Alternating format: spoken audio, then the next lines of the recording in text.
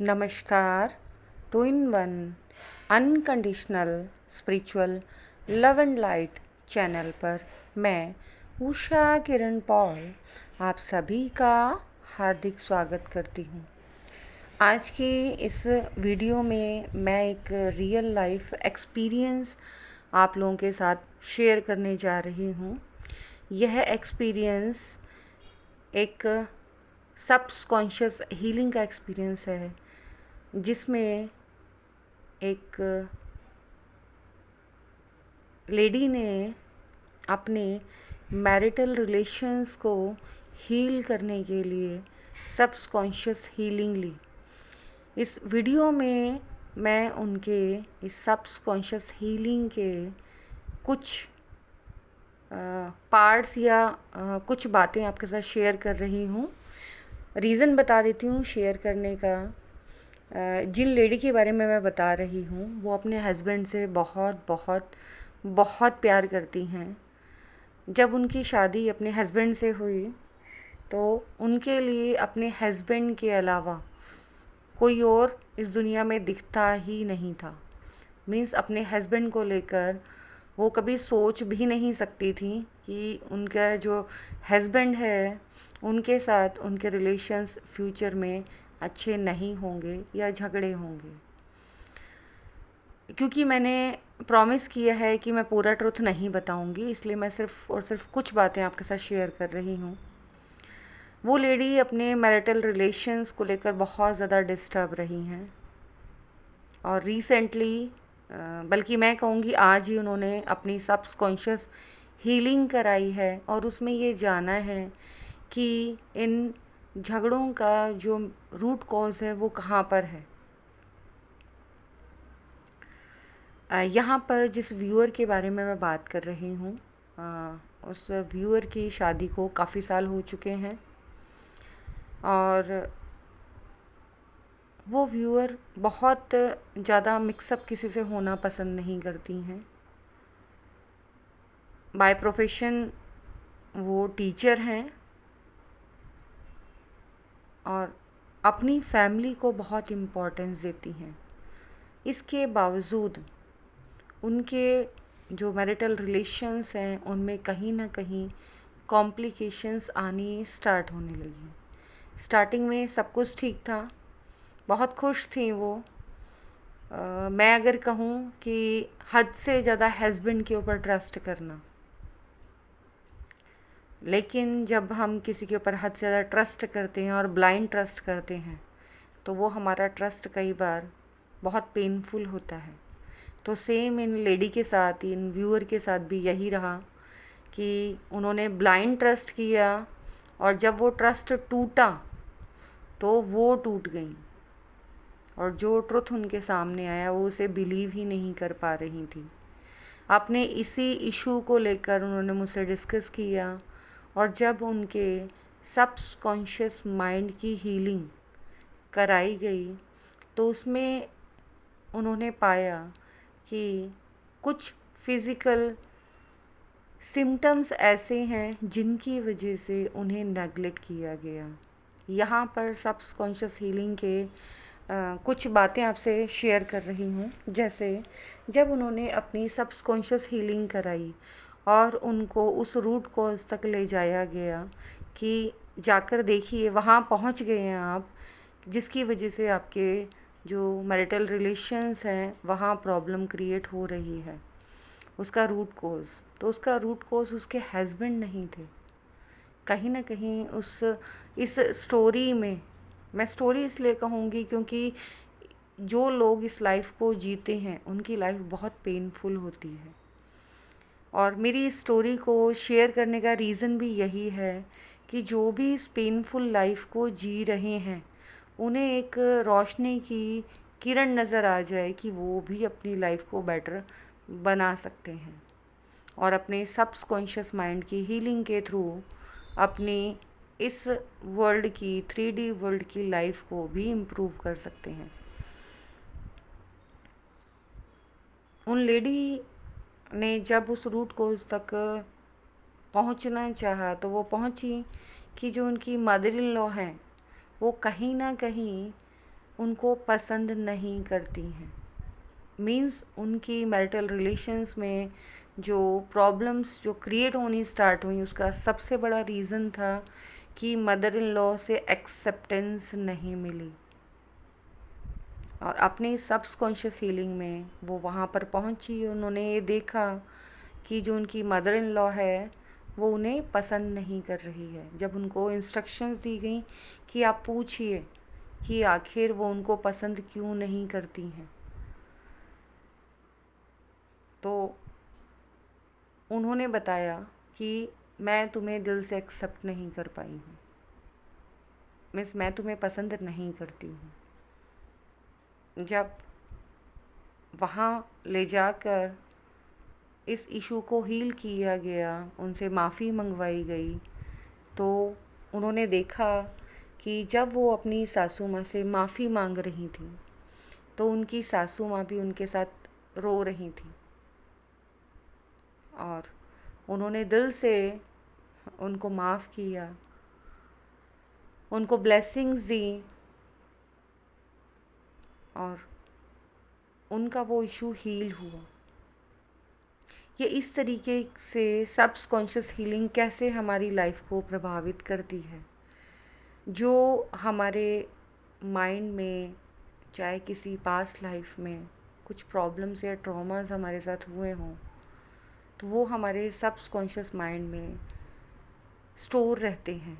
जब तक हम उन्हें रिलीज़ नहीं करते तब तक वो एनर्जी सरफेस पर आती रहती है। आज इस सबकॉन्शियस हीलिंग सेशन में उन्होंने ये महसूस किया कि जब वो स्टेट में गई और उन्होंने माफ़ी मांगी तो उनकी मदर इन लॉ की जो सोल है उन्होंने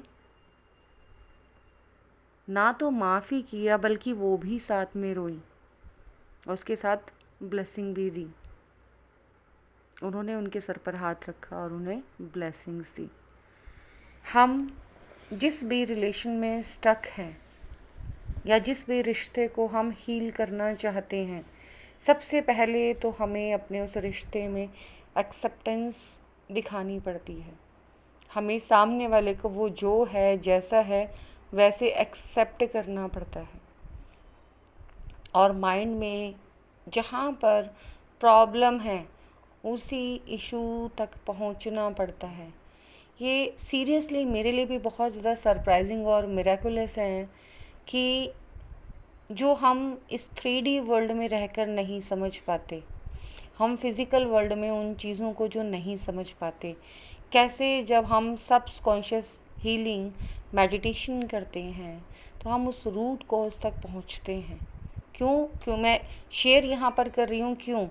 क्योंकि जिन व्यूअर ने ये सबकॉन्शियस हीलिंग ली उनको ये था कि उनकी जो मैरिटल रिलेशंस का इशू है शायद उनके हस्बैंड का पास्ट लव रिलेशन है, तो उनके माइंड में यही था कि वो वहाँ तक पहुँचेंगी। बाकायदा उन्होंने नाम लेकर बताया कि मैं सोचती थी कि मैं अपने सेशन में मैं उनसे मिलूँगी, लेकिन मेरे सेशन में वो कहीं भी नहीं थी। इट मीन्स कि ज़रूरी नहीं जो हम अपने माइंड में सोच रहे हैं, मीन्स एक्टिव माइंड में जो हम सोच रहे हैं, हमारे सबकॉन्शियस माइंड में भी वास्तव में रूट कॉज वही हो। और उन्हें आज ये पता चला कि उनकी जो मैरिटल रिलेशन सही नहीं है उसके पीछे रूट कॉज वो नहीं है जो उनके माइंड में चल रहा था, रूट कॉज कुछ और ही है। और साथ ही साथ मैं कोशिश ये करती हूँ कि पास्ट लाइफ के साथ साथ सामने वाला अपनी फ्यूचर लाइफ को भी थोड़ा सा देख पाए, जिससे कि ये पता चल पाए कि जो सबकॉन्शियस हीलिंग उसकी हो रही है उसका असर उसकी फ्यूचर लाइफ पर भी पड़ रहा है। और जब उनको 2023 में ले जाया गया और उनको बोला गया कि देखो सामने कैलेंडर है तो कैलेंडर में देखो डेट कौन सी है, उनके लिए बहुत ज़्यादा सरप्राइजिंग था, क्योंकि उन्हें पहले लगता था ये कि हम खुद इमेजिन करते हैं, लेकिन आज के सेशन के बाद उन्होंने ये महसूस किया कि नहीं, ये इमेजिनेशंस नहीं हैं, और उन्होंने उस डेट को देखा। वो एक बार में उस डेट तक नहीं पहुंच पाई, उनको कई कमांड्स देनी पड़ी कि वो डेट चेक करें कि सामने डेट कौन सी है। और जब कई कमांड्स के बाद उन्होंने उस डेट को क्लियरली देखा तो वो डेट उनको नज़र आई 15 सितंबर 2023, मीन्स 15 सितंबर 2023 का डे उन्होंने देखा। उसके बाद जंप करा के जब 2029 तक उनको ले जाया गया तो उनके साथ यहाँ थोड़ा सा डिफरेंट एक्सपीरियंस रहा कि उनकी सोल ने डेट देखने से मना कर दिया, बट चेंज देखा अपनी लाइफ में कि वो जिस कमरे में एट प्रेजेंट बैठ कर ये सेशन ले रही हैं वो उसमें नहीं हैं, जबकि 2023 में वो उसी कमरे में थी, उसी घर में थी जिसमें वो अब रह रही हैं। लेकिन 2029 में वो उस घर में नहीं थी। उनका एक्सपीरियंस ये कहता है कि मैंने इमेजिन करने की कोशिश की कि मैं वहीं हूँ जहाँ आज हूँ, लेकिन उनको बोला गया नहीं, फ्लैट, और उनको फ्लैट दिखाया गया बाकायदा। इट मीन्स कि जो सबकॉन्शियस हीलिंग में हम अपने पास्ट या फ्यूचर में जाते हैं तो ये हमारी इमेजिनेशंस नहीं हैं, ये वो ट्रुथ होता है जो हमारी सोल जानती है, और हम अपने सबकॉन्शियस माइंड में जाकर अपने इन प्रॉब्लम्स को हील कर सकते हैं।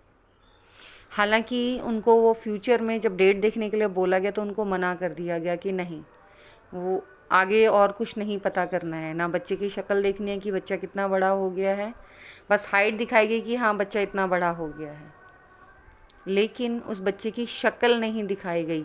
हालांकि रीज़न मैं जानती हूँ, लेकिन मैं ऐसे ओपनली मैं सबको नहीं बताऊँगी क्योंकि किसी का पर्सनल इतना ज़्यादा ओपन नहीं करना चाहिए। सिर्फ़ और सिर्फ उतनी ही स्टोरी मैं शेयर करती हूँ जितना कि आप लोगों को हेल्प हो सके आपकी लाइफ की प्रॉब्लम के सॉल्यूशन के लिए। इट मीन्स आप अपने माइंड की सबकॉन्शियस हीलिंग कर कर या करा कर उन प्रॉब्लम्स के सॉल्यूशन भी ढूंढ सकते हैं जिनके सॉल्यूशंस आपको नहीं मिल रहे हैं।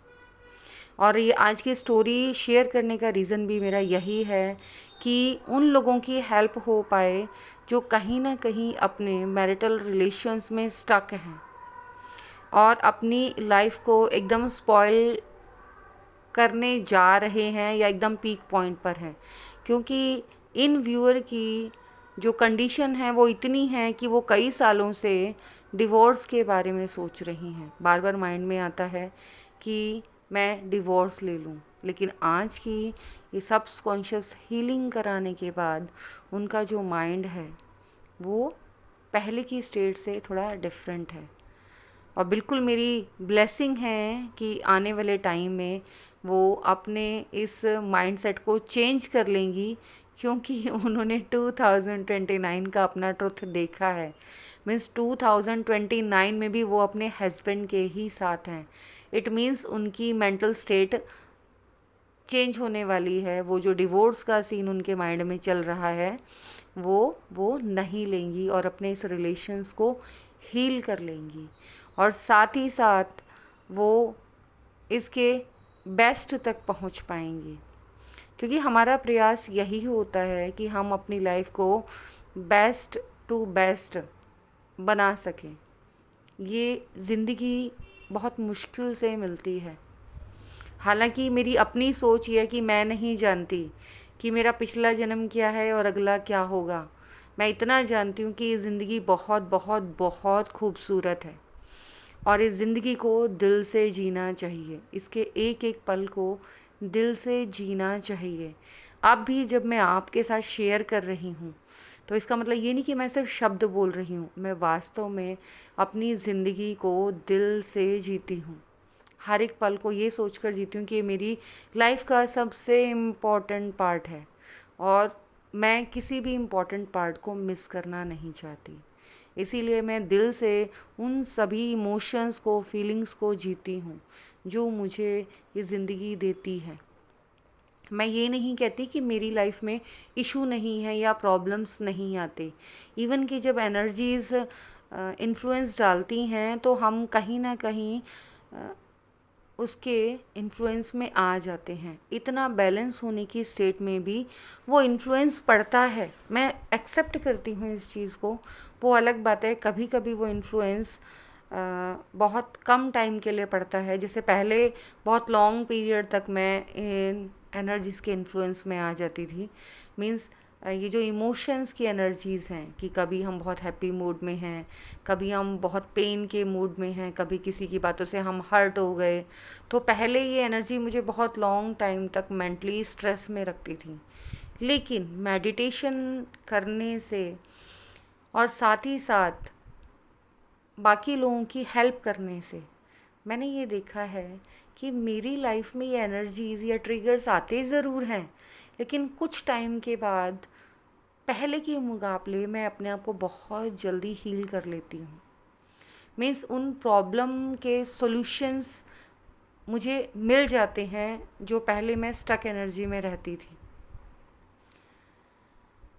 बस मैं करती ये हूँ कि जब भी कोई बात मुझे परेशान करती है, मैं उस टाइम के लिए शांत हो जाती हूँ। अगर गुस्सा भी आता है, कोशिश ये करती हूँ कि इस सिचुएशन को निकल जाने दो। और मैं आपसे भी यही रिक्वेस्ट करूँगी कि आप बहुत जल्दबाजी में कोई डिसीज़न ना लें। जो भी आपके फैमिली मेम्बर्स हैं, जो भी आपके लव्ड वंस हैं, जो आपके आसपास हैं, अगर आप चाहते हैं कि आप अपनी लाइफ में राइट डिसीजंस लें, तो जो भी सिचुएशन है उसमें कुछ टाइम के लिए ठहर जाएं, शांत हो जाएं। और अब मुझे इस जर्नी का सीक्रेट भी धीरे धीरे रिवील हो रहा है कि क्यों हमारी लाइफ में या हमारी जर्नी में ये स्टकनेस आती है। वो भी पॉजिटिव है, वो हमें टाइम देती है वो रियलाइज़ करने का कि हम जो डिसीज़न लेने जा रहे हैं वो करेक्ट डिसीज़न है भी या नहीं। जैसे कल की एनर्जी मैं बताती हूँ। कल जब मैं मेडिटेशन के बाद से मैंने देखा कि मेरा जो मूड था वो बहुत ज़्यादा डिफरेंट था। मैं लो वाइब्रेशन तो नहीं कहूँगी, मुझे ये पिक हो रहा था कि एनर्जी मेरी नहीं है, ये एनर्जी किसी और की है, लेकिन बहुत पेनफुल एनर्जी है और वास्तव में सीरियसली बहुत हैवी एनर्जी। मैं ये भूल गई थी कि 2 दिन पहले मैंने जो पास्ट लाइफ रिग्रेशन किया था, मैंने उससे अपने कॉर्ड कट नहीं किए थे। इन्हीं व्यूअर जिनकी स्टोरी मैंने आपसे शेयर की, मैंने उनका पास्ट लाइफ रिग्रेशन किया था और उनकी क्लिनजिंग की थी, और मैं अपने कॉर्ड कट करना भूल गई थी। जब हम अपने कॉर्ड, इमोशनल कॉर्ड्स किसी से अटैच कर लेते हैं तो वो एनर्जी कहीं ना कहीं हमारे ऊपर इन्फ्लुएंस डालती है। और उस एनर्जी ने इतना इन्फ्लुएंस डाला कि कल सुबह जब मैं सोकर उठी तो मुझे रीज़न नहीं पता था कि रीज़न क्या है। और मैंने देखा कि मेरा बहुत मन बहुत भारी था और मेरा रोने का मन कर रहा था। अब मेरे पास कोई रीज़न नहीं कि मैं क्यों रोना चाहती हूँ। मैंने अपने हस्बैंड से भी डिस्कस किया कि आज पता नहीं क्यों मेरा मन अच्छा नहीं हो रहा और मेरा मन ना रोने का कर रहा है। अब मेरे हस्बैंड अब तो यूज़ टू हो चुके हैं अब मैं रीज़न क्या बताऊँ, मेरे पास क्या रीज़न है रोने का कि मैं क्यों क्यों मेरा रोने का मन कर रहा है।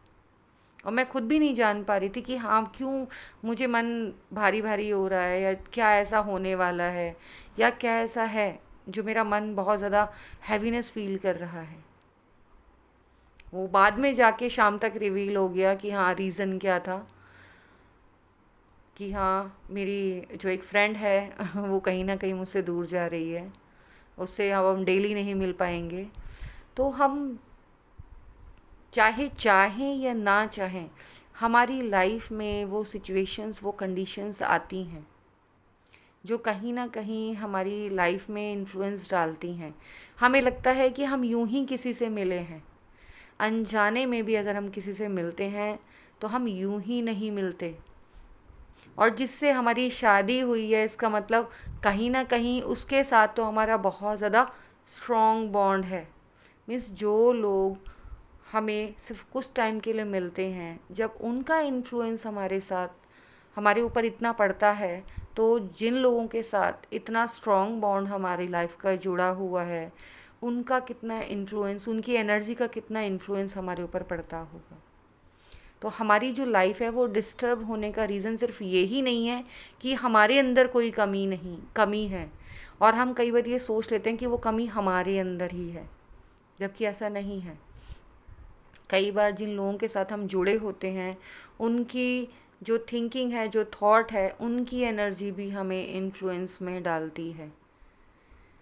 और मैं फिर दोबारा आपसे यही कहूँगी कि मैंने तो अपनी इस जर्नी में यही जाना है कि आपकी जितनी भी प्रॉब्लम्स हैं उनके सॉल्यूशन आपके ही पास हैं, आपके सबकॉन्शियस माइंड में। आपकी सोल सब जानती है, और अपनी सोल तक कनेक्ट करने का सिर्फ़ और सिर्फ आपके पास एक ही रास्ता है, वो है मेडिटेशन। क्योंकि इन पास्ट लाइफ रिग्रेशन या फ्यूचर प्रोग्रेशन में भी हम आपको मेडिटेशन स्टेट तक ही लेकर जाते हैं, जहां आप अपने आप से कनेक्ट कर पाते हैं। आप चाहें तो अपने आप भी इस स्टेट तक मेडिटेशन में कनेक्ट कर सकते हैं और अपनी प्रॉब्लम के सॉल्यूशन ढूंढ सकते हैं। यहाँ एक चीज़ और मैं क्लियर कर दूं कि जिनकी स्टोरी मैंने आपके साथ शेयर की है वो 2013 से मेडिटेशन में है। मीन्स ऐसा नहीं कि वो मेडिटेशन नहीं करती, उसके बावजूद भी वो अपनी लाइफ के उन प्रॉब्लम्स को सॉल्व नहीं कर पा रही हैं, जिनकी वजह से वो मेडिटेशन में आई। हालांकि कुछ हद तक उन्होंने सॉल्व किया, लेकिन फिर भी कुछ ऐसा वर्क रह गया जो अभी तक भी सॉल्व नहीं हुआ। इट मीन्स ये जर्नी हमें हमारे इश्यूज़ को हील करने के लिए ही मिली है, कि हमें अपने अंदर के उन सभी इश्यूज़ को हील करना है जो कहीं ना कहीं हमें सरफेस पर दिखते तो सामने वाले के अंदर हैं, लेकिन वो होते हमारे ही अंदर हैं। हमें लगता है कि सामने वाले ने हमारे साथ गलत कर दिया, लेकिन पता चलता है कि कहीं ना कहीं डेप्थ में वो चीज़ हमारे ही बिहेवियर में है जो हमारे लिए प्रॉब्लम का कारण बन रही है।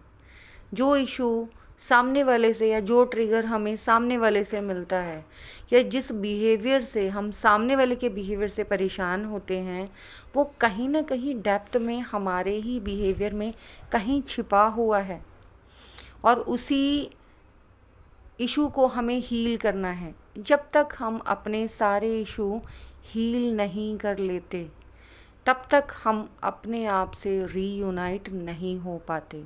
इसीलिए इस स्पिरिचुअल जर्नी में हमें बहुत सारे इश्यूज़ को जो पास्ट लाइफ से और साथ ही साथ इस लाइफ के भी हमारे साथ कनेक्टेड हैं, उन्हें रिलीज़ करना होता है, सरफेस पर लाकर उन्हें रिज़ॉल्व करना होता है, उन्हें सॉल्व करना होता है, और अपनी लाइफ को और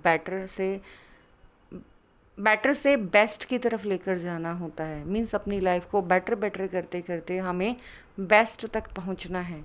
ये जो ट्विन जर्नी है वो हमें मिली ही इसीलिए है कि हम अपने माइंड की अंदर से हीलिंग कर सकें, अपने उस सबकॉन्शियस ट्रॉमास की हम अंदर से हीलिंग कर सकें, जिनके बारे में हम अपने इस बर्थ में जानते भी नहीं हैं। और बहुत सारी ऐसी हैबिट्स हैं हमारी जो हमें लगता है कि हम सही हैं, लेकिन सामने वाला ये रियलाइज़ कराता है, ये दिखाता है कि नहीं, आपकी ये हैबिट सही नहीं है, इसे चेंज करो।